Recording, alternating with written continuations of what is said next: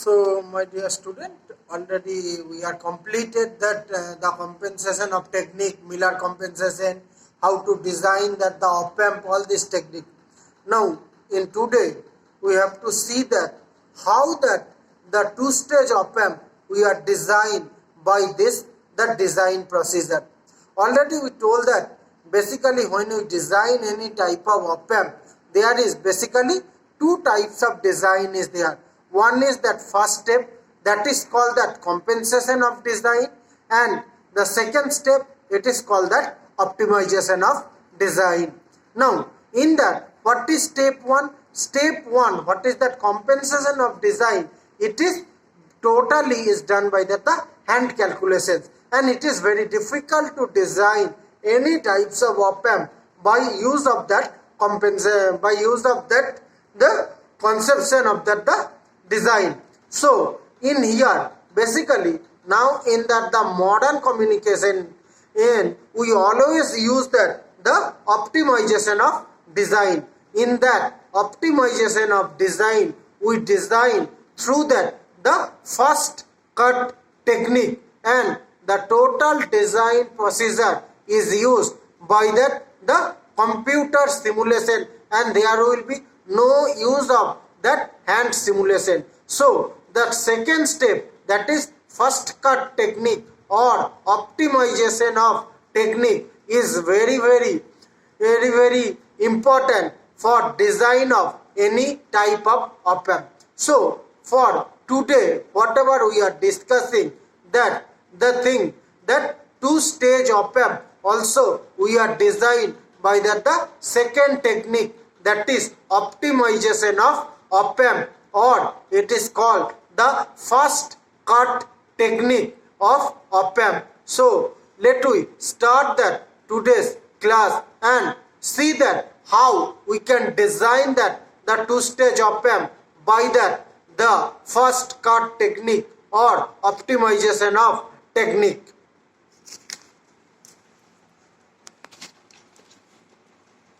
So the students, we are discussing about that the all these the types of techniques. So whatever today we are discussing, that will be the first one is design of two-stage op-amp, and the second one already we are told that Miller compensation, and in that Miller compensation, using a Miller compensation, one with that the compensation capacitance, one nulling resistor we added in series. So how this nulling resistor is working, that is also we see in today's class. So the main thing today's topic what we discuss, the first one is design of two-stage op-amp, and second one nulling resistor with the help of Miller compensation technique. Now the first one is design of two-stage op-amp. So this is that the circuit for that the schematic of an unbuffered two-stage CMOS op-amp with an N-channel input pair. So N-channel input pair means that there will be two pairs are there. One pair is using that M1 and M2, and another one pair is using M3 and M4. So this is that the two pairs are there, and obviously in order to simplify the notation, it is convenient to define the notation of SI. What is that S? S means W by L. So SI means W by L with a suffix I. So I is that for which transistor we are consider the ratio that is confirmed. So SI is that the ratio of width and length of that the any transistor for that the ith transistor. So this is that the circuit, and this is that the by which circuit we are going to design a two-stage op-amp. So this is that the main circuit, and we have to design this circuit by using of that the first cut technique. And now we see that how we can design that the two-stage op-amp. So, in that design procedure of two-stage op-amp, let we consider the assume that GM1, that means the overall transconductance of M1 transistor is equal to overall transconductance of M2 transistor is equal to that overall transconductance of first stage, and GM6, that means this one GM6, that is equal to GM2, GDS2 plus GDS of 4 is equal to G1, and GDS6 plus GDS7 is equal to G2. And this is that the steps we have to design. That is, first is that slew rate. That is, we can design I5 bicompensation capacitance. That means what is the current are flowing through this M5 transistor by of that compensation capacitor. Then first stage gain AV1, second stage gain AV2, gain bandwidth product GM1 by CC, output pole minus GM6 by load capacitance, and right up pole 0, positive CMRR, negative CMR, and saturation voltage. So these all relationship are required, and we can design all these relationship with based on that circuit. So based on that circuit we can finalize that the relationship, and with that relationship it is assumed that all the transistors are work in that the saturation region to maintain these all relationships. Now what are the design procedure assume that specified in that the following parameter? So this is that the 7 parameters we have to measure for design any types of op-amp. So what is that the 7 procedure? The 7 steps or the 7 parameters for design. The first parameter is DC gain, second parameter gain bandwidth product, third parameter what is the input common mode range, fourth parameter load capacitance, fifth parameter slew rate, sixth parameter output voltage swing, and 7th parameter that is power dissipation through that the op-amp. So this is that the 7 parameters are required for design any types of op-amp. So the design procedure is begin by choosing a device length, and that device length value we can determine by the value of channel length modulation parameter. So channel length modulation parameter which will be necessary parameter for calculation of that the amplifier gain. Already in the previous class we see that if we place that the output pole to 2.2 times higher than the gain bandwidth, then it can permit the 60-degree phase margin, and assume that right up plane 0, that means Z1 is placed at or beyond 10 times of that gain bandwidth product. So in that previous equation, that is Miller compensation equation 22, we can see that the such pole and 0 placement result in the following requirement are the minimum value of this compensation capacitor. So what is this compensation capacitor value for this circuit? For that the minimum value of compensation capacitance for 60-degree phase margin, it will be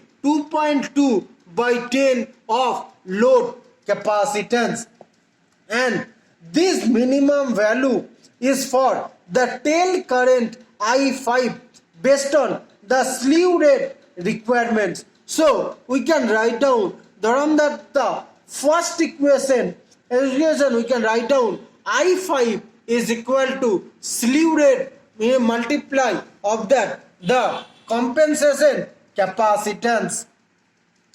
So it is determined the value is roughly 10 times faster than the settling time specification, and we can assume that the output voltage is one half of that the supply rail.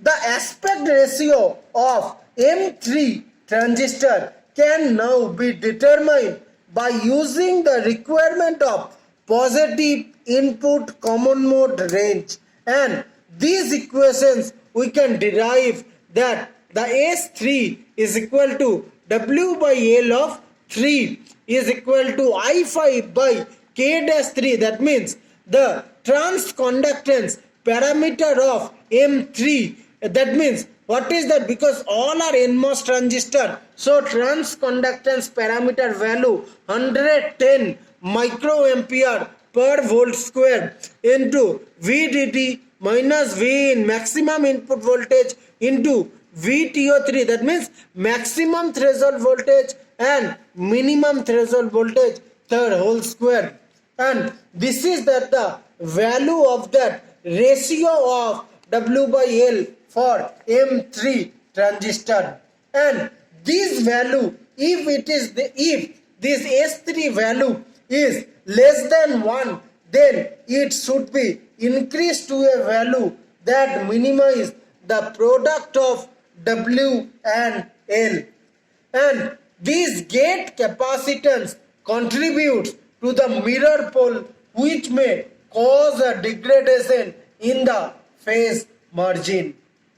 Requirements for the transconductance of input transistor can be determined from the knowledge of compensation capacitance and gain bandwidth. So the transconductance GM1 is equal to gain bandwidth multiply of that compensation capacitance, and the aspect ratio for M1 transistor is equal to GM square by K1 dash into I5.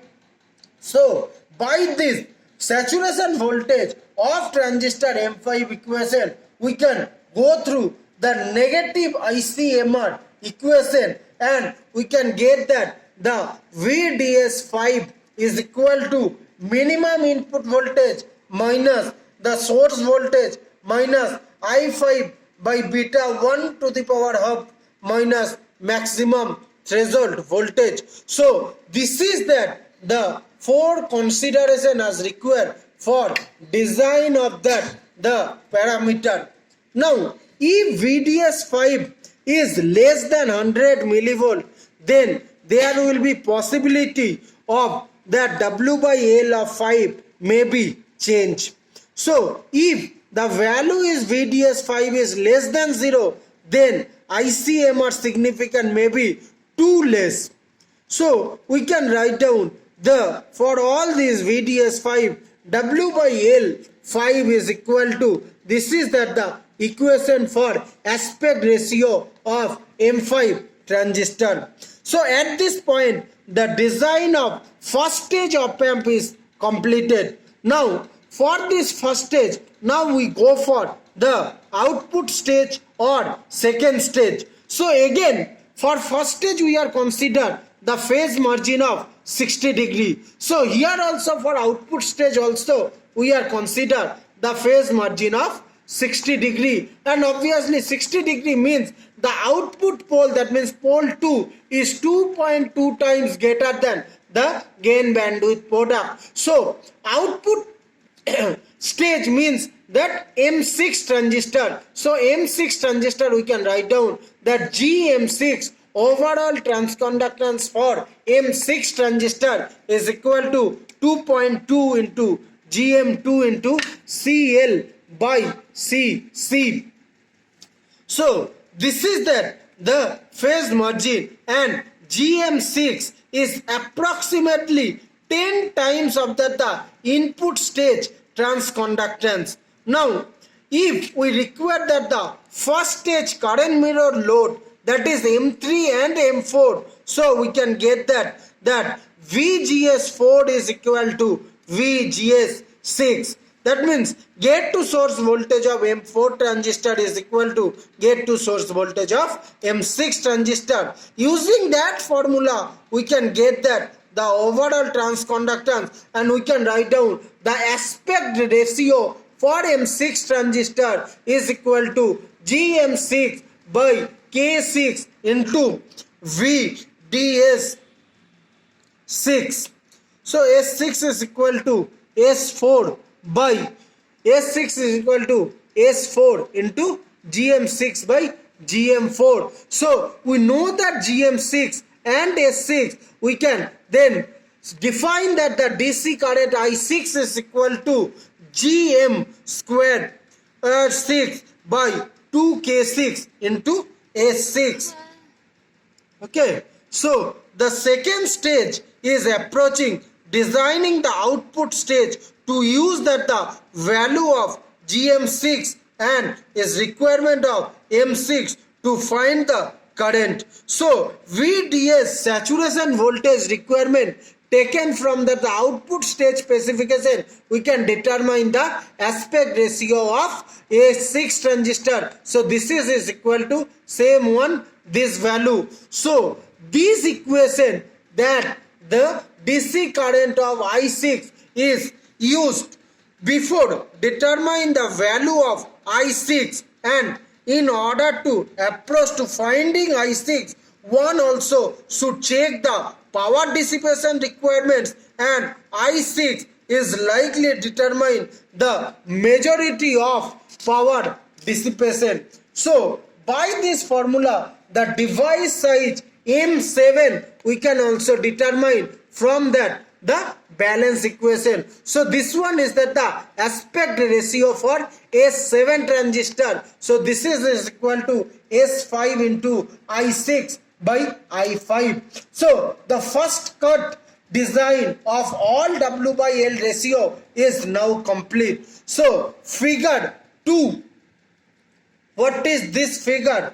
This figure 2 illustrates the above design procedure showing that various relationship. So whatever is in that the boxes are written, that is that the various relationship for the design of two-stage CMOS op-amp. So at this point of design procedure, the total amplifier gain must be checked by this formula, that the total amplifier gain is this one, 2 into GM2 into GM6 by I5 into lambda 2 plus lambda 4 into lambda 2 plus lambda 7. If the gain is too low, the number of things can be adjusted. The best way to do is to use that you have to see that this table we have to follow. Now here one thing we have to know, that we don't consider any types of